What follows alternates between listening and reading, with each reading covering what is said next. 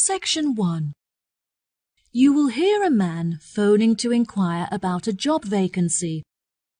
First, you'll have some time to look at questions 1 to 5.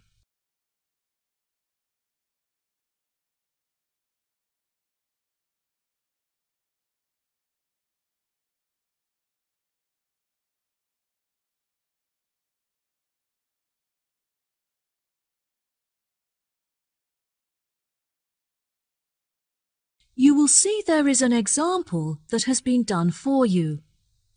On this occasion only, the conversation relating to this will be played first. Good afternoon, Palm Resort. Good afternoon. I am ringing about the job I understand you have vacant. Oh, yes. I'd like to find out some more information if I may. Yes, of course. Can I take your name? It's Freddie Lee. OK. The man's name is Freddie Lee, so Freddie Lee has been written in the space. Now we shall begin. You should answer the questions as you listen, because you will not hear the recording a second time. Listen carefully and answer questions 1 to 5. Good afternoon, Palm Resort. Good afternoon. I am ringing about the job I understand you have vacant. Oh, yes. I'd like to find out some more information if I may. Yes, of course. Can I take your name? It's Freddie Lee. OK, Freddie. What would you like to know? First of all, I'd like to know where your resort is located. It's near the city centre on Jamieson Island. That's Jamieson. Oh, brilliant. That's only 5 minutes from me. I finish at my college on the 12th of May, so I'll be available for work from that date. Will there be any vacancies at that time? Well, summer is our busiest season, beginning on the 11th July, so that's when you would be starting. Sounds good. And are there any age limitations? That would depend on the place you're applying for. How old are you? I'm 17. Well, we require our bartenders to be 18 or older, which means you would be working as a waiter. There are 4 vacancies. There were originally 6. However, we have since filled 2 of these. OK, great. Could I ask about the pay? We're offering £5.52 an hour. That's very good. My last job was £4.45 an hour. And can I also ask about what qualities you're looking for, like any particular skills or experience? We don't normally require applicants to have any past experience. However, during the summer season, we have weekly shows in which our waiters are asked to perform. The routines are very simple, so no dancing skills are needed. However, you will need to be able to sing. I have never sung professionally, but I'm keen on it and have been told that I'm talented, so I think this will be a good fit. Are there any other duties that I'd be responsible for? As a waiter, you'll have a few different duties. We offer table service, so you'll have to take food orders from customers and carry the food from the kitchen to their tables. We like to give our customers a relaxed experience, so we'll also need you to supervise and take care of their children. I have a babysitter, so I'm very comfortable doing that. Is there a play area for them in the resort? Unfortunately, there is no facility for children here at the resort, but there is a large playground just down the road. Before you hear the rest of the conversation, you have some time to look at questions 6 to 10.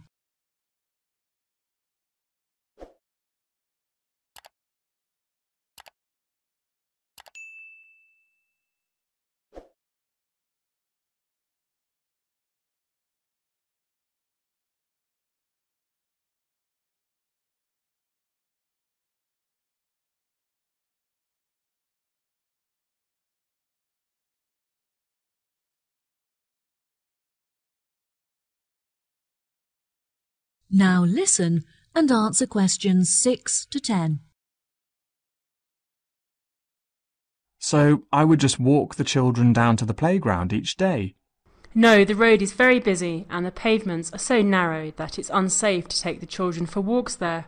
It would be very advantageous if you could drive so that you can safely strap the children into the back seat and transport them back and forth. I'm currently taking driving lessons, so if all goes well, I should have my permit by the time I begin work. We feel it's pretty good, and we also offer some good fringe benefits for our employees. Really? Well, because of the difficulties of getting public transport, if you're working after 10 o'clock, we drive you home. OK, that sounds fine. Do you have a staff room where I would be able to eat my packed lunches?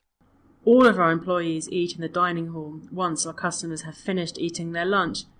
We like to make sure that our employees are well nourished, so we would provide you with a meal every lunchtime. There is no need to bring in a packed lunch. Wow, that's good to know. I think that's all of the information that I needed. I'll be sure to post my application to you later today. OK, sure. Once we have looked over your application, we may ask you to come for an interview. We normally hold our interviews on Fridays. However, the manager is taking a long weekend this week, so the interview would be on Thursday. Is that OK for you? That's good for me. Fine. 10:30 a.m? Yes, fine. Would 10 o'clock be OK? Perfect. And could you bring along a reference letter from your employer? Yes, that's fine. No problem.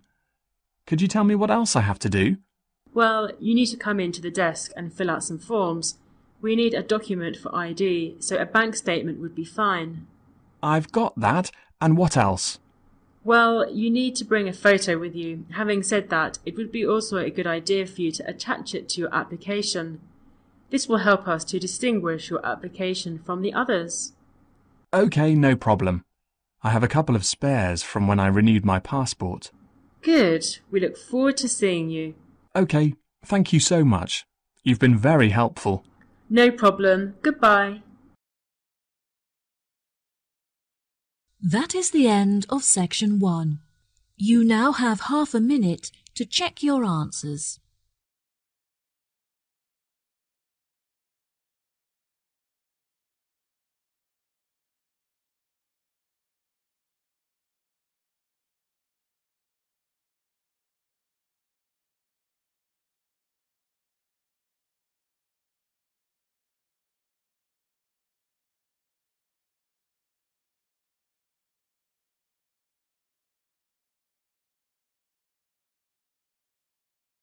Now turn to section 2.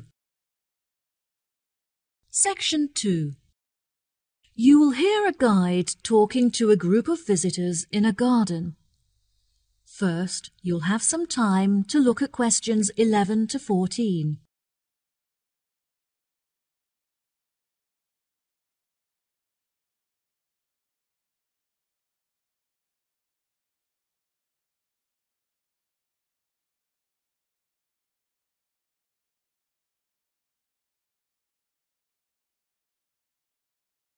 Now listen carefully and answer questions 11 to 14. Hello, welcome to Pine Garden. My name is Manuel, and I'd like to tell you a few things about our establishment before you all wander off and begin your exploration of the grounds. I know you're keen to begin, so I'll try to keep this short. First of all, I'd like to explain what you can do with your ticket. If you want to be closer to nature, you could visit our planting area. In that area, visitors can plant small flowers and bulbs that will grow and become part of the garden. The planting activity is completely free. However, if you have sensitive hands, you'll need to purchase garden gloves to protect your skin. Here at Pine Garden, we sell a number of wooden goods carved from trees that have been felled in our very own pine forest. If you feel like getting involved and having a go yourself, you can join one of our bush timbering lessons free of charge, where you'll be able to make your own keyring under the supervision of a skilled craftsman.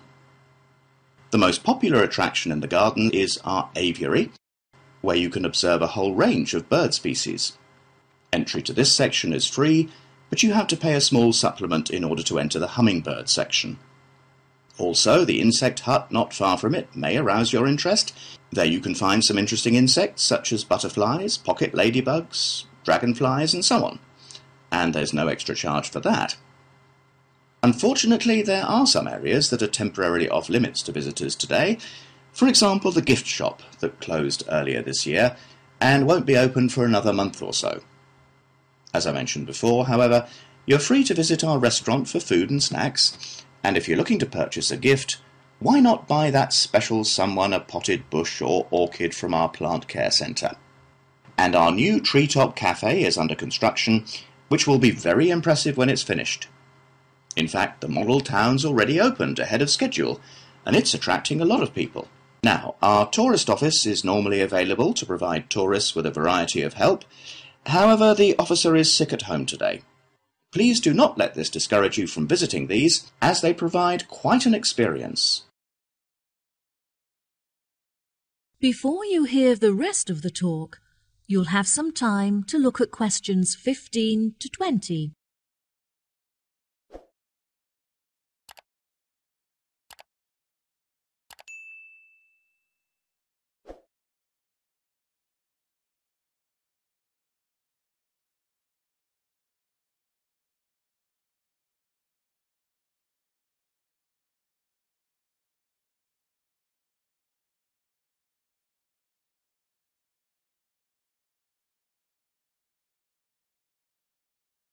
Now listen and answer questions 15 to 20.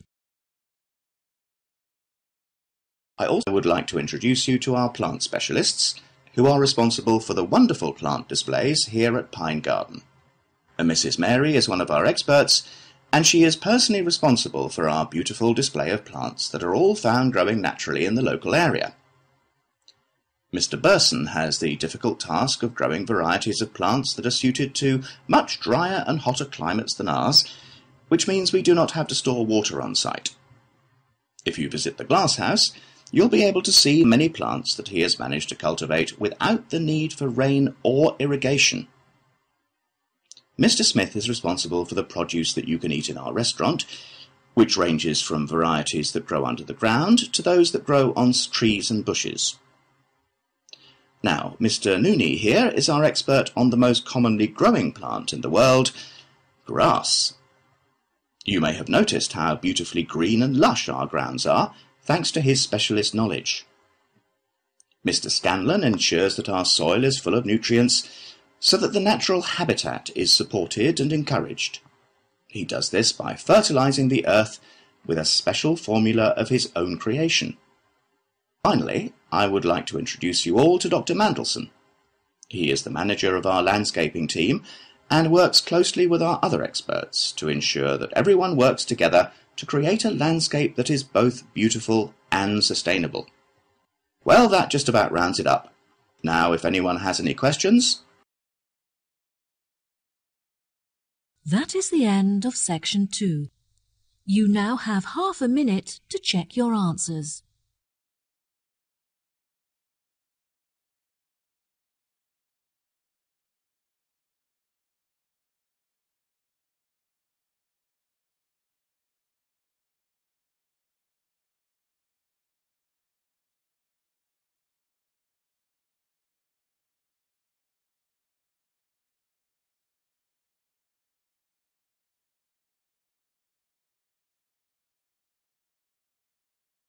Now turn to section 3. Section 3. You will hear Sally and Mike, 2 students, and their professor talking about their classwork. First, you have some time to look at questions 21 to 26.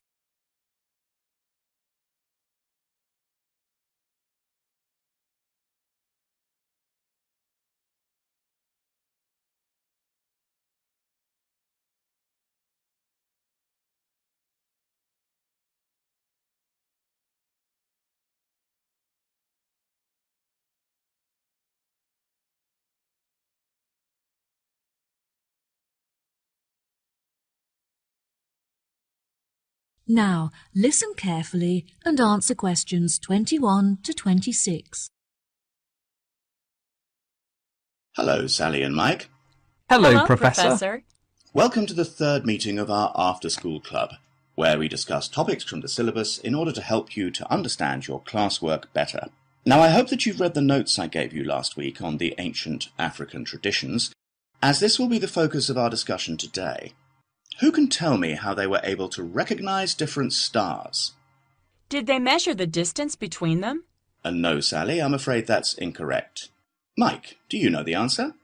Historians used to think that the ancient Africans recognized stars by observing the manner in which they affected each other, but further research showed that they used the location of the stars in order to distinguish one from the other. Well done, Mike. Very good. Can either of you tell me anything about the Wayaka people? They have a lot of money, but do not trust banks to keep it safe. They believe that it's in their best interest to help themselves, not assist others. Instead, the tribe looks after their own finances and generate income from lending money to others in low-interest loans. What problems do the Africans suffer from? They used to suffer greatly from drought. However, they have now developed clever ways of overcoming it by moving to higher land. There are, however, far more predators in these mountainous areas, so it is vital that the Africans learn how to protect themselves in this new environment. Yes, that's right. Also, compared to more developed countries, the Africans are less concerned with their international status, which I find interesting. Very good. What else are the local people concerned with? Unlike other, poorer tribes, they have plenty of nourishing food, and they are able to afford vaccines that prevent them from catching diseases.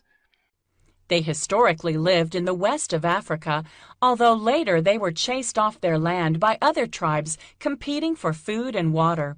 It is their hope that they will eventually be able to return to their original homeland. Why has the financial condition of the African people deteriorated?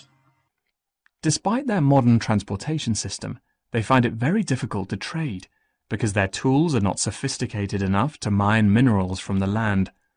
They have permission to engage in these commercial activities, so once they have the right tools, they will be able to develop a very large income from trade. Do you think that this new income will stop Africans suffering from starvation in the near future? Unfortunately, I don't think so. They should be able to start trading next year, but they will only have enough income to start growing sufficient food and crops to support the local people in the long-term future. Yes, that's correct. Before you hear the rest of the conversation, you have some time to look at questions 27 to 30.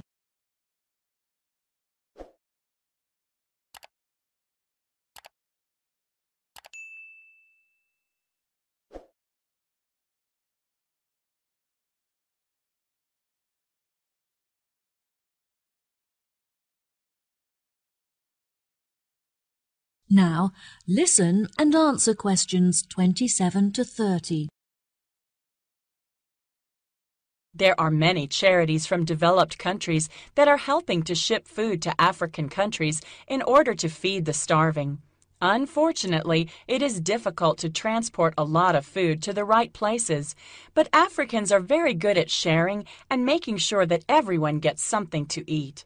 African governments are also starting to pay more attention to the needs of their people. They have been directing a lot of money to help build schools in the more impoverished villages, as a part of their new education plan, which is fantastic. This means that, hopefully, all African children will be able to attend school daily, without having to walk long distances. Yes, absolutely. Do you remember any other information from your class notes? Historically, the tribes in Africa often used to migrate across the country in search of food and water. They would live in tents that were easy to dismantle and transport to other locations. That's true, but now they are being encouraged to settle down in one area so they can establish colonies and build facilities for themselves, such as houses and schools. Some villages have even developed specific customs. For example, the Wayaka people consider it impolite if you do not bring gifts when visiting someone. Bravo! You've both contributed fantastic points to our conversation. That concludes our session for today. I'll see you next week. That is the end of section 3. You now have half a minute to check your answers.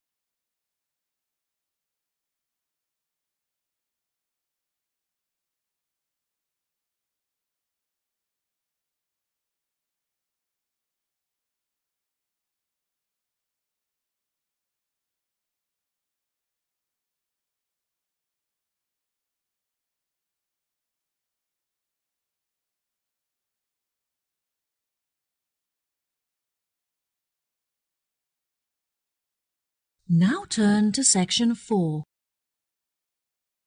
Section 4.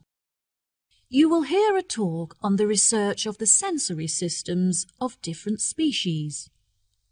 First, you have some time to look at questions 31 to 40.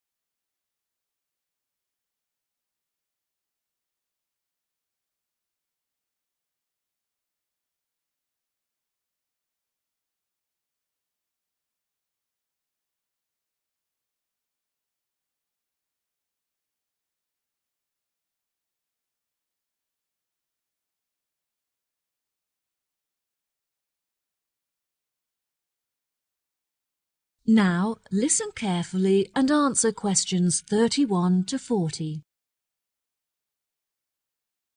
Good day, ladies and gentlemen. Welcome to the second lecture in our series on animal senses.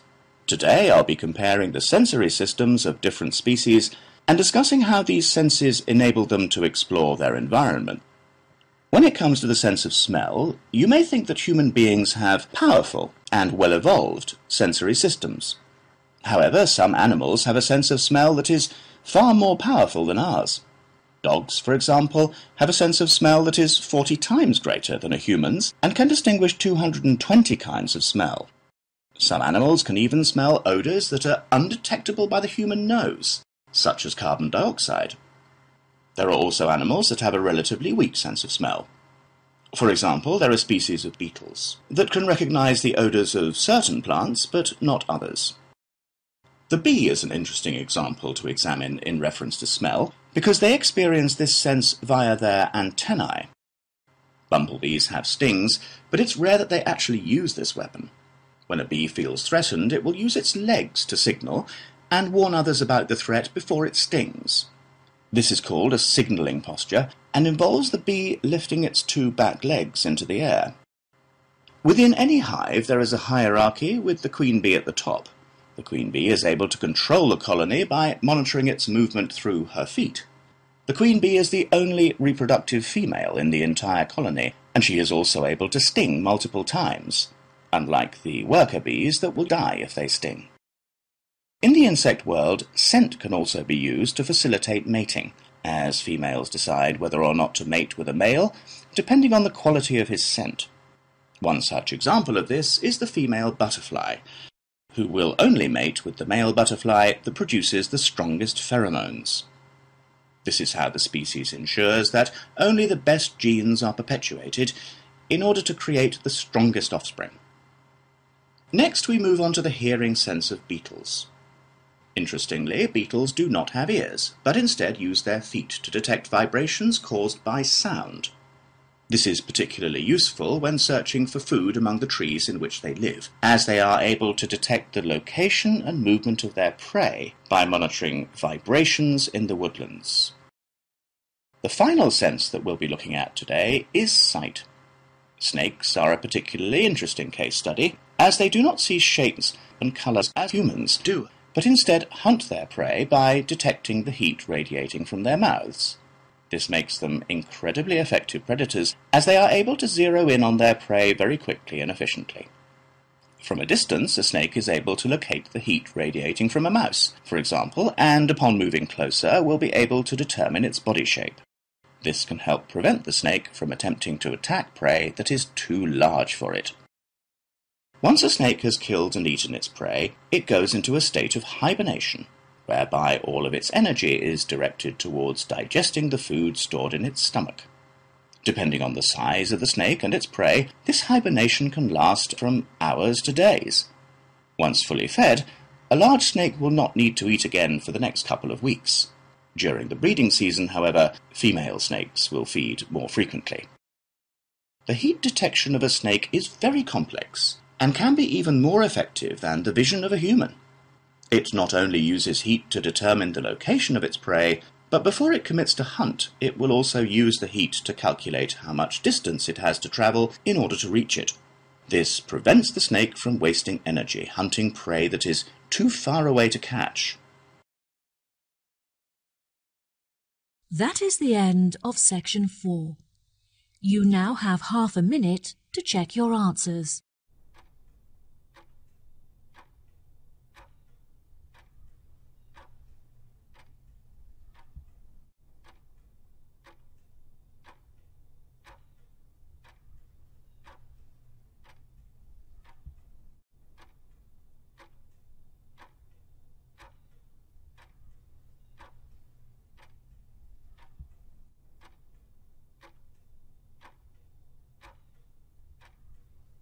That is the end of the listening test.